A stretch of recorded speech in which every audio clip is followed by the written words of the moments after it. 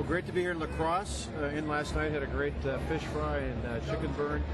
The delegates here, I'll be addressing them in a few moments, talking really about hard work and proven results, thanking them for all the hard work over the last few years, certainly in last year's re-election and in 2012 and in 2010.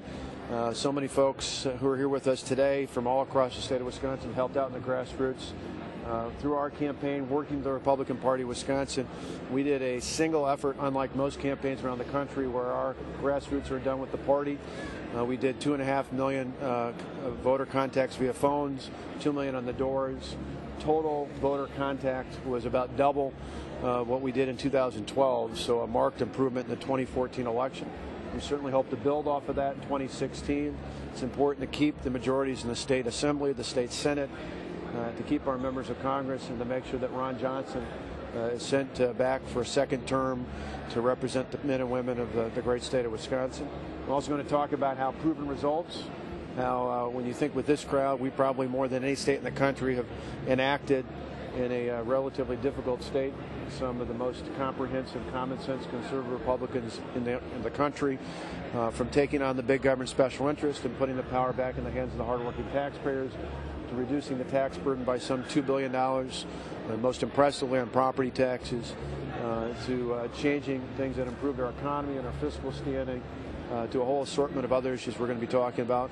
And I'll be mentioning briefly the budget, certainly hoping that they continue to support those men and women serving in the state assembly and the state senate as we move forward with a budget that hopefully for the 5th and the 6th year in a row will continue to lower property taxes, that will make significant investments in education and higher ed and worker training, that will help people transition from government dependence to true independence through work. And we'll be talking about that, and certainly encouraging people to get ready to be energized for 2016 when we send Ron Johnson and the rest of the ticket on to victory. So you get the first one. Governor Walker, 3 months ago you wanted to merge Weed and Weedick. A week ago talking about pulling back on that. Now that you're saying reform the agency and get rid of the loans, which were part of your vision for the agencies.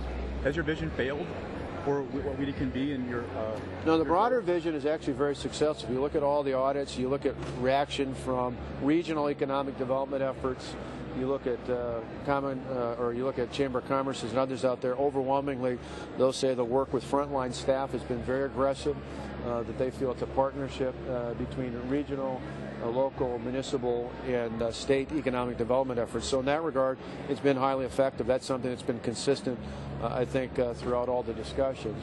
The challenge is the overall role, whether it's appropriate to do it through one entity, whether it was doing it through a merged entity through the Housing Economic Development Authority and the Economic Development Corporation. Clearly, at our last joint board meeting, there was enough concerns raised about that from members and stakeholders that we figured, talking to lawmakers, it was right to pull back on that.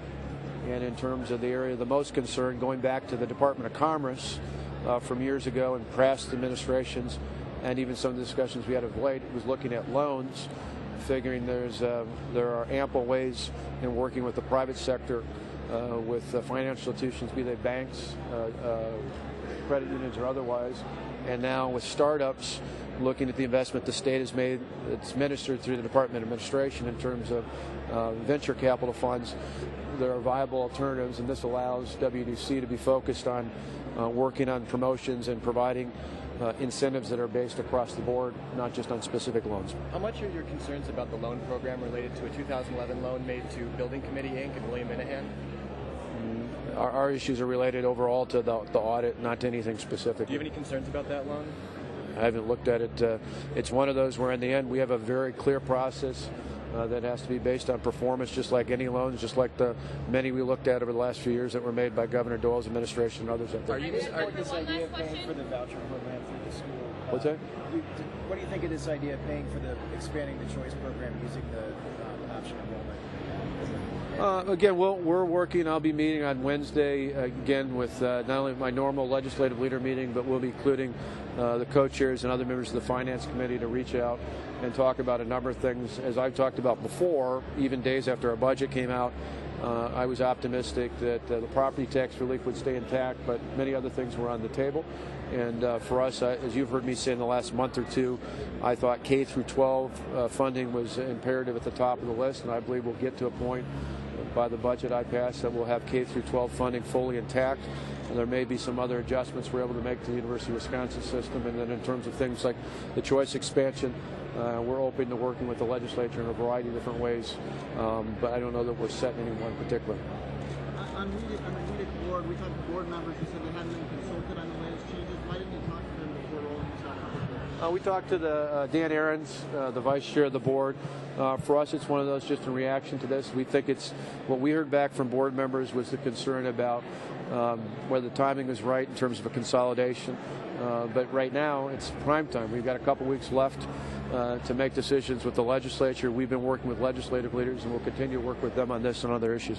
Governor Walker, last week the Joint Finance Committee took the Oakland's Compost project out of the budget. What's your take on that? Again, that's one where we put it in. We thought it was a priority, and if it's going to stand or come back, it's going to have to be something the legislature is going to work on. Thanks. Last question. Thank you. Right up.